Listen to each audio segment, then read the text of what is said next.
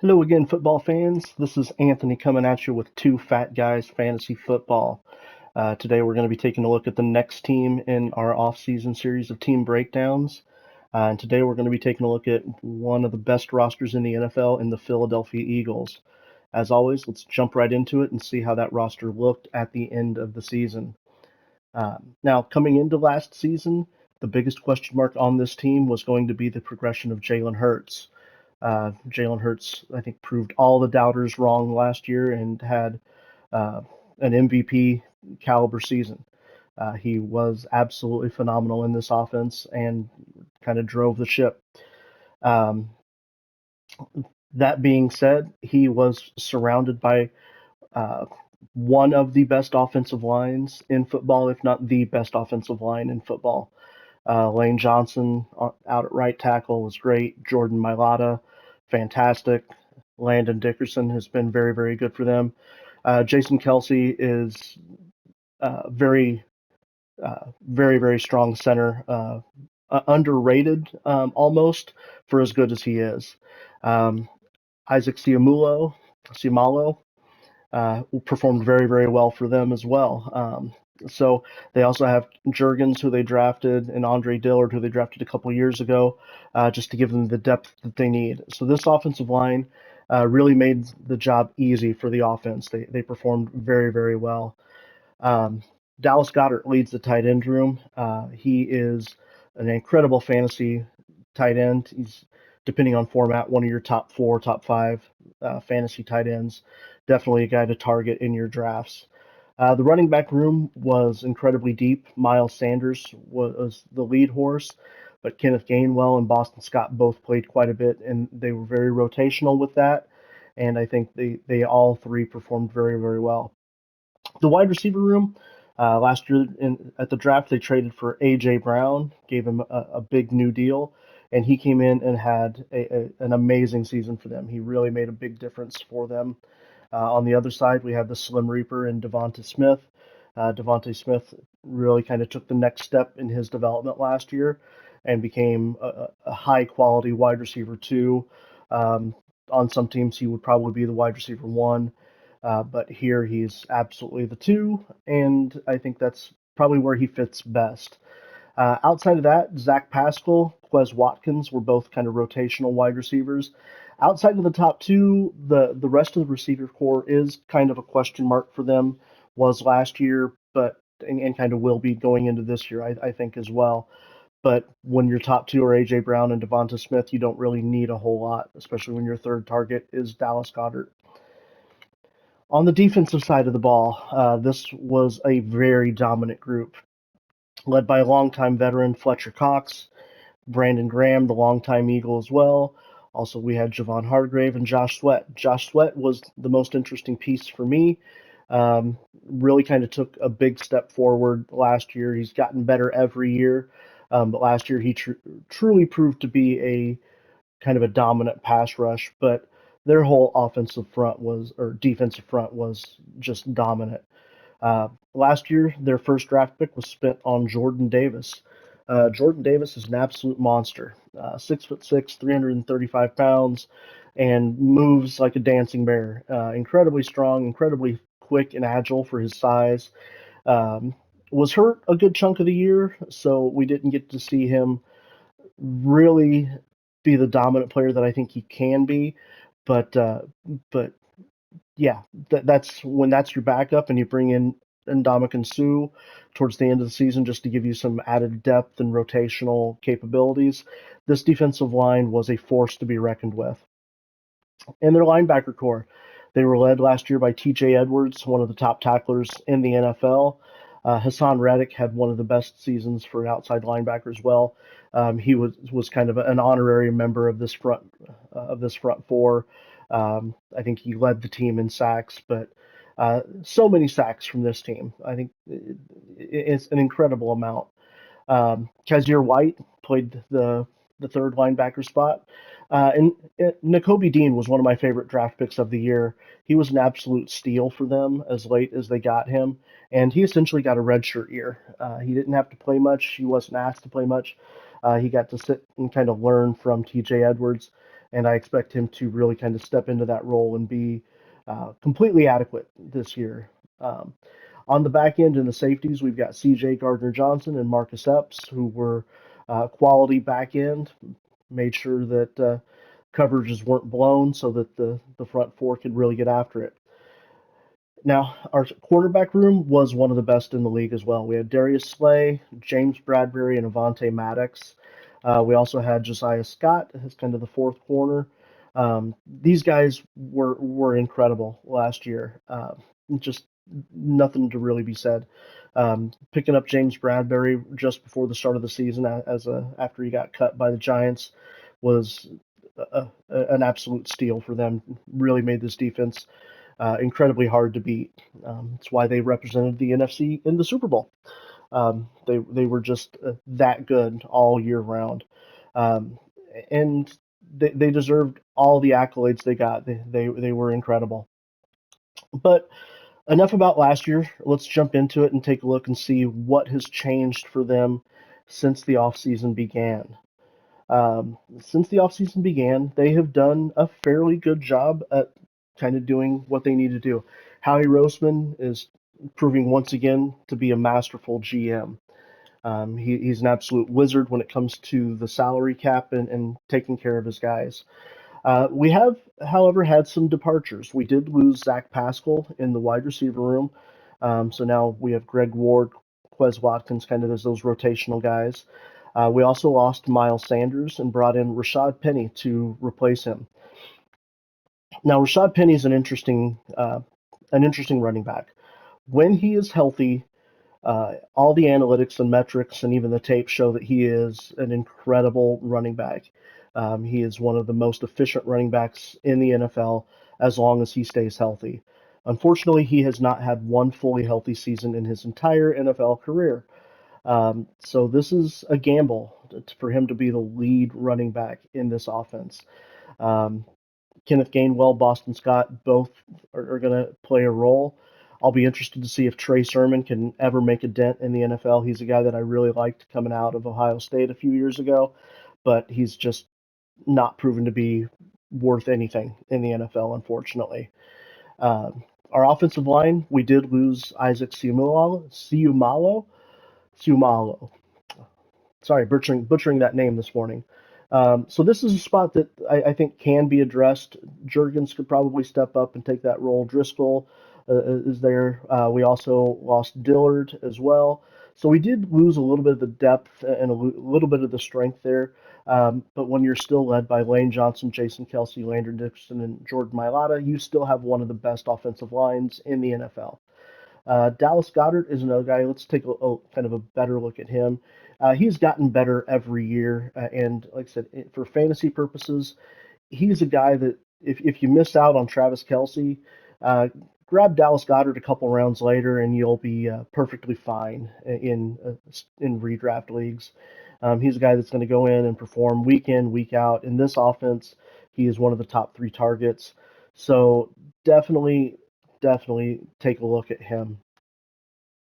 On the defensive side of the ball, this is where we lost quite a bit. We lost two of our starting linebackers.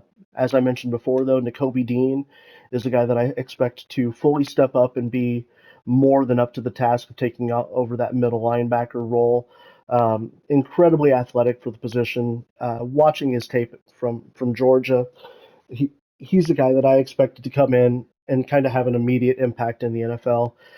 Being drafted to the Eagles just gave him a chance to learn how to be a pro for a year, and I think that will ultimately help him in the long run. So this is a guy in an IDP league. I would take a look at him as well. Um, on the defensive line, we lost uh, Javon Hargrave. Not a huge loss since we already had his replacement on the roster in Jordan Davis, but we were able to bring back Brandon Graham and keep him. We were able to keep James Bradbury. We were able to keep Darius Slay. So this is a spot where we were able to keep our guys in the building, and that's what Howie Roseman has proven throughout the years to be an absolute wizard at being able to do that. Now, eventually, the time will come where some of this future money that keeps getting pushed out will have to come due, and we'll see how he handles it then. But for now, he's making it work. The Eagles are a team that always seem to make it work. Nick Morrow is kind of a capable linebacker. I won't say he's outstanding, but he's a guy that can absolutely play well in the right situation. We did lose both of our starting safeties, Epps and C.J. Gardner-Johnson. We did bring in Terrell Edmonds to replace C.J. Gardner-Johnson. He's a guy who he is has all the athletic tools to be great, but for whatever reason in Pittsburgh was just never able to put it all together. Hopefully, the change of scenery, flipping to the other side of Philadelphia, makes a difference, and he can kind of put it together and be that star that I think a lot of people expected him to be when he was drafted. But our we did bring in Greedy Williams to be that rotational third corner as well with Avonte Maddox. Greedy Williams is another guy highly drafted a couple years ago, so a lot of draft capital here. There were a lot of skills we liked coming out of college, but for whatever reason, it just never fully materialized for him in Cleveland. So, again, another guy that hopefully the change of scenery can do him well. Overall, the offseason has hurt the Eagles a little bit. They're not in quite as good a position as they were at the end of their Super Bowl run last year, but they're still one of the best rosters in the NFL. They're going to be a force this year. I think between them and the 49ers, they're the two um, favorites to go to the Super Bowl again in the NFC. So just kind of on paper, they look that good. Now, moving forward to the regular season, the Eagles are also a team that has been blessed with a very high draft pick. They're picking 10th overall in the draft. And for a team that went to the Super Bowl, that's an incredible luxury for them. So let's take a look at a couple things that I think they might be able to do in the draft, since they have two first round picks, 10 and 30 this year. And we do have a couple holes on the roster to fill. We do have a hole on the offensive line. That's a spot that I think they might want to address at 10. Um, receiver would be a spot that they could address. Um, linebacker could be a spot that they address. D line. Howie Roseman's strategy is always kind of take the best player available. Um, if that's truly the case, the number one player on my board is Bijan Robinson. Um, he would be an incredible luxury pick for them at pick 10. The positional value is not there at pick 10, but if Howie Roseman stays true to his board and does go best player available, he is the best player available. However, Howie Roseman is not a guy to draft running backs early, so at least not in the first round, something that's not happened. So I don't think it's Bijan Robinson. The guy that I think would be the fit for them would be Peter Skoronski. Peter Skoronski out of Northwestern is a guy who's listed as a tackle. Everybody is on the NFL Network has him shown as a tackle, but as I've mentioned in a previous video, I think his best fit in the NFL is at guard. As a guard, I think he is completely dominant, but he's going to give you some positional versatility. You could bring him in to play guard this year, and if you needed him to slide out to tackle, he could do that. But this would be a guy that I think is the best pick for them at pick 12. He's a star in the making. He was dominant at Northwestern, and I think he's a guy that would come in and completely solidify that line and again make them arguably the best offensive line in the NFL once again. So if I'm the Eagles and Skoronski's on the board, this is where I'm going. Now, another spot that they could address would be the wide receiver spot. Uh, take it as a pure luxury when you're picking at pick 10. A team that good doesn't often get the chance to grab a player the caliber of Jackson Smith and Jigba without having to give something up. and this is a guy that I think would come in right away and make that wide receiver room one of the best wide receiver rooms in the NFL. He's a superstar. He is my number one wide receiver in the class by a wide margin, and I think he would come in and really, really blend well with what AJ Brown and Devontae Smith already do. So this is another spot where I think they could go. Um, so that's what they could do kind of at the top. They could also look at, bringing in a corner. They could look at addressing that D line with a guy like Lucas Van Ness to come in and replace Brandon Graham. They could look at Nolan Smith to be a rotational edge rusher. There's a lot of different things they can do because, like I said, for them, that 10th overall pick is kind of a luxury pick. Looking at the bottom of the first round, some of the talent that's down here, some of the guys they might look at. Um, Brian Breesy is another name. He could come in and kind of fulfill that Brandon Graham role in the future. Anton Harrison is another name. He could be a nice kind of. He's more built to be a tackle. He's kind of in that Andre Dillard kind of role, but better. He probably could play a little bit of guard this year if you wanted him to, but he's a guy that kind of is a Howie Roseman type pick. Will McDonald is a name that I think really kind of fits the bill here. He's going to come in. He could play end on the opposite side of Josh Sweat, be rotational with Brandon Graham. Brandon Graham could also kick inside a little bit. But Will McDonald is another name. If they go O line at the top, they could look at addressing the cornerback position, the safety position, or even the receiver position here. Jalen Hyde is a name that I personally don't like, but he would be an option. Um, or, um, as I've talked about, I will forever butcher this name for several months yet. But Adebawore, I could see them actually double dipping on Northwestern players. He could play edge for them. He could play D tackle for them. And if they went Skoronsky and Adebawore, uh, that would be a great haul for the first round for them. Another guys they could look at Keon White, Josh Downs, Jack Campbell is another interesting name. He could step into that weak side linebacker spot, or even the strong side linebacker spot, with N'Kobe Dean playing the middle. I think Campbell's more suited to be a middle linebacker, but he's more than capable of just any off-ball position. Another name, Trenton Simpson, is a name that I'm starting to like a little bit more here. So they have a ton of options to strengthen their roster at the top of the draft. Um, like I said, it's for them. It's kind of pure luxury at this point. Um, their roster doesn't have many holes, but when you've got two first round picks, and who knows, they might use one of those picks to trade for a player again, like they did last year with AJ Brown.